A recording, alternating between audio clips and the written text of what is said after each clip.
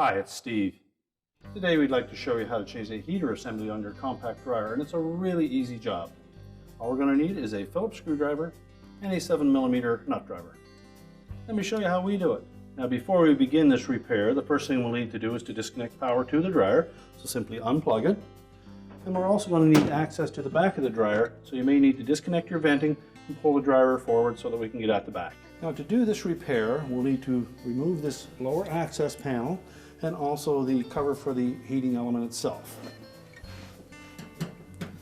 So remove the Phillips screws on the bottom access panel. And just pry out on the top of that. And it's a fairly snug fit around the dryer outlet duct, and also has a couple of tabs that attach to the cabinet on the bottom. What we want to do is try to keep that ductwork in place while removing just the cover. And if you inadvertently detach that ductwork, you can look inside there and see where it attaches to the blower housing. Now next we'll remove the heater assembly from the cabinet. So just remove the 4 Phillips screws that are on the perimeter of that housing.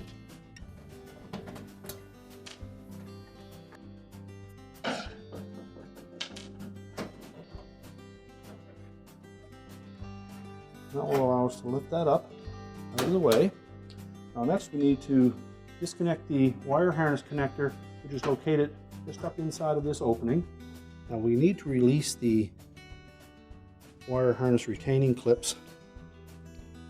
Use these half-turn twist style.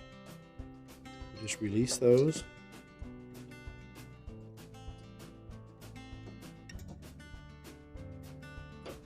That'll allow us to pull that harness out, or we can disconnect it. And again, we'll verify that we have it removed from the holder. And then we can pull that heater assembly up through the opening.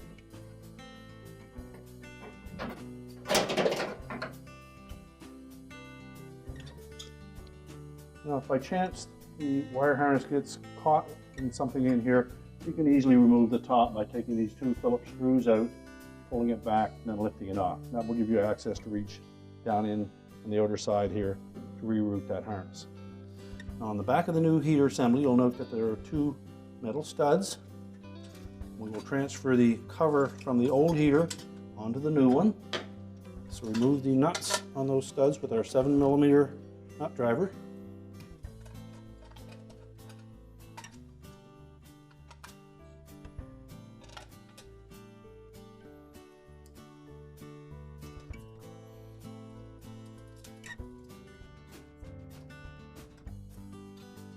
And make sure we tighten those securely. Next, we'll lower that harness connector down through the right-hand side. You can set that housing in place and just hold it there with 1 screw for now.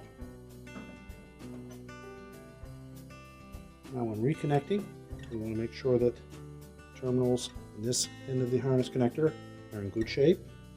Make sure that the 2 halves of the harness connector fit firmly together.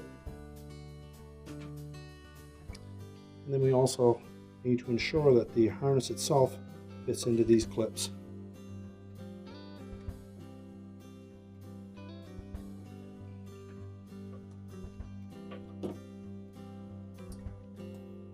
Let's fit them into the loop and then give the connector a half turn.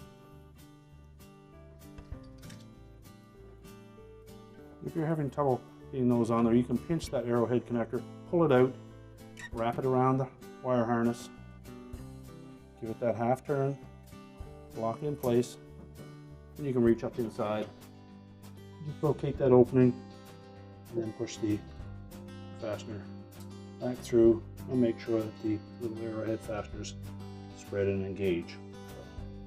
Again, ensure that we have that in all 3 of those harness restraints. And then go ahead and put our lower access panel back on. Again, we'll make sure that we engage those 2 tabs with the lip on the bottom of the cabinet.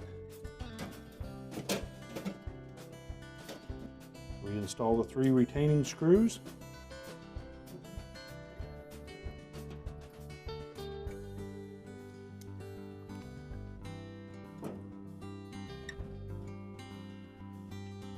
And then we can secure that element assembly at the top here. Put the remaining screws in and tighten them securely.